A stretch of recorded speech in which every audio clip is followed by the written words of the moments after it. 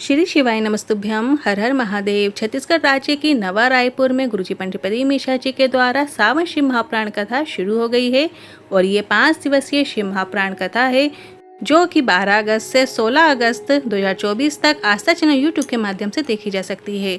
13 अगस्त को आपको गुरुजी का बताया बिल्कुल नया उपाय करना है। सावन का ऐसा रोग मुक्ति उपाय है जिसे आप गुरुजी ने इस विशेष सावन में अवश्य करने को कहा है। वो उपाय हम आपको इसी वीडियो के माध्यम से करके भी बताएंगे। और आज 12 अगस्त पहले दिन की सावन शिव महापुराण कथा में गुरुजी ने कुल 17 उपाय पत्र उपयोगी जानकारियाँ दी हैं। सभी की जानकारी आपको इसी वीडियो के माध्यम से प्राप्त होने वाली है। किसी कारणवश यदि आपने आज की कथा नहीं सुन पाए हैं तो पूरी कथा का रास्ता आपको एक छोटे से वीडियो से प्राप्त होने वाला है। तो बढ़ते हैं आज की कथा की पहली जानकारी की ओर। ये नवा रायपुर में कथा जहाँ पर हो रही है वो ऐसा स्थान पर हो रही है जहाँ चारों ओर हरियाली है, ना गाड़ियों का शोर है, ना बड़ी बड़ी मल्टी है। अब इस एकांत में जो शिव महापुराण कथा होगी वो एकांतेश्वर की शिव महापुराण कथा होगी और चारों ओर गूंजेगा तो सिर्फ बोल बम का नारा है, बाबा एक सहारा है। बढ़ते हैं आज की कथा की दूसरी जानकारी की ओर। मेडिकल साइंस कहता है जीभ में अगर कोई घाव होता है तो वो जल्दी भर जाता है। और इस शिव महापुराण की कथा कहती है जिह्वा से अगर घाव होता है तो वो जीवन भर नहीं भर सकता, ये निश्चितता है। बढ़ते हैं आज की कथा की तीसरी जानकारी की ओर। जिन्हें कहा शिव भक्ति में जितनी मौनता होनी चाहिए उतनी होनी चाहिए। भोलेनाथ के पूजन के समय, भोलेनाथ को जल चढ़ाते समय मौन रहना चाहिए। बढ़ते हैं आज की कथा की चौथी जानकारी की ओर। गुरुजी ने 4 चीजें ऐसी बताई हैं। तो पहला नौकरी है। नौकरी में जब व्यक्ति कमाता था तो वो घर में 9 लोगों का पेट भर देता था। और चाकरी में जब व्यक्ति कमाता था तो वो 4 लोगों का पेट भर देता था।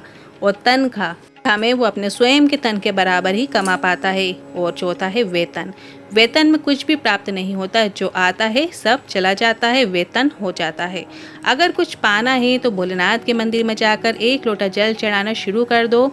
वहाँ पर चढ़ाया गया 1 लोटे जल का फल आपको निश्चित रूप से प्राप्त होता है। बढ़ते हैं आज की कथा की 5वीं जानकारी की ओर। गुरुजी ने कहा विद्येश्वर संहिता में लिखा है शंकर भगवान पर चढ़ाया हुआ जल का आचमन करने से, मतलब उस जल को पी लेने से 3 प्रकार के ताप समाप्त हो जाते हैं और भगवान की शरणागति हमें प्राप्त हो जाती है। आप स्वयं गीता प्रेस गोरखपुर की शिव महापुराण लेकर आना और उसे पढ़कर देखना, उसमें साफ लिखा हुआ है। और जिस घर में शिवलिंग होता है उस घर में 33 कोटि देवी देवता शिवलिंग के रूप में विराजमान होते हैं। बढ़ते हैं आज की कथा की 6वीं जानकारी की ओर। शिवलिंग पर चढ़े जल की बात क्या कहें। अगर एक बेलपत्र शिव पर चढ़ी मिल जाती है और उसे अगर आपने मस्तक पर लगा लेते हैं तो चारों तीर्थ धाम में जाने का फल आपको प्राप्त हो जाता है। गुरुजी ने बताया है जो शिवलिंग पर बेलपत्र चढ़ी होती है, मात्र उस बेलपत्र को उठाकर जब आप अपने मस्तक पर, अपने सिर पर लगा लेते हैं तो आपको चारों तीर्थ धाम में जाने का फल उसी बेलपत्र से प्राप्त हो जाता है। बढ़ते हैं आज की कथा की 7वीं जानकारी की ओर। रवि साहू जी पत्र लेकर आए। पत्र में लिखते हैं मेरी बहू के गर्भ नहीं ठहर रहा था, गर्भ ठहरता फिर खराब हो जाता। हम शिव महापुराण नहीं सुनते थे पर किसी के कहने पर हमने शिव महापुराण कथा सुनना शुरू किया। कथा में बताए अनुसार सफ़ेद आंकड़े की जड़ का हमने प्रयोग किया। आंकड़े की जड़ को कमर में बांधा और साथ ही पशुपतिनाथ व्रत भी किया और बाबा की कृपा से जुड़वा संतान की प्राप्ति हुई है। उसी का आभार व्यक्त करने कथा पंडाल में आए हैं। बढ़ते हैं आज की कथा की 8वीं जानकारी की ओर। शंकर भगवान पे चढ़ी हुई भस्म की कीमत भी करोड़ों में हो जाती है। गुरुजी ने बताया यदि भगवान के शिवलिंग पर जो भस्म चढ़ी जाती है उस भस्म की वैल्यू बहुत अधिक बढ़ जाती है। शिव तत्व कहता है शंकर पर चढ़ी हुई भस्म अगर हम हमारे शरीर में लगा लेते हैं या लग जाती है, भस्म को हम धारण कर लेते हैं या हमारे घर में थोड़ी सी भस्म उसको लगा देते हैं तो हमारे जीवन का कल्याण कर देती है। वो भस्म साधारण नहीं रहती। बढ़ते हैं आज की कथा की 9वीं जानकारी की ओर। उमा त्रिपाठी जी पत्र लेकर आए। बाबा का क्या वर्णन करूं, मेरे पास शब्द नहीं है। मेरी सास के छाती में एक गठान हो गई थी। डॉक्टर को बताया तो पता चला उनको कैंसर है।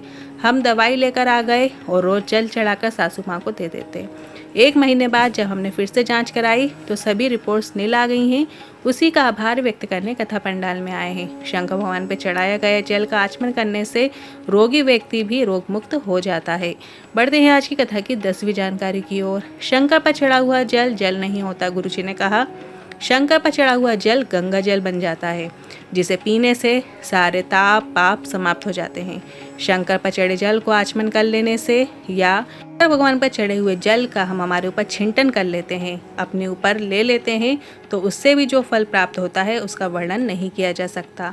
बढ़ते हैं आज की कथा की 11वीं जानकारी की ओर। आज की कथा का जो श्रवण कर रहे हैं वो कितने भाग्यवान हैं। गुरुजी ने बताया, एक तो सावन का ऐसा महीना जो 72 वर्षों के बाद आया है, जिसकी शुरुआत भी सोमवार से हुई और जिसका अंत भी सावन सोमवार से हो रहा है। सावन का महीना है, सोमवार का दिन है आज, और साथ ही रही कसर आज सोमवार की अष्टमी है। ऐसा महासंयोग बहुत कम देखने को मिलता है। आप सभी बहुत भाग्यवान हैं। पढ़ते हैं आज की कथा की 12वीं जानकारी की ओर।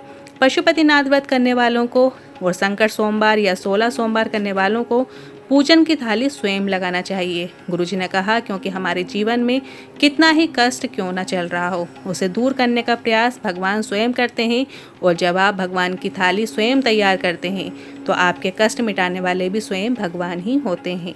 बढ़ते हैं आज की कथा की 13वीं जानकारी की ओर। डॉक्टर मोहन जी पत्र लेकर आए। कोडिया में जब कथा चल रही थी तब आपके मुख से सुना था, अगर शिव महाप्राण में आने वाले शिव भक्तों का मुख झूठा कराओ, मतलब उन्हें कुछ खिला दो, तो उसका फल ज़रूर मिलता है। पर हमको पहले विश्वास नहीं था कि ऐसा होता है।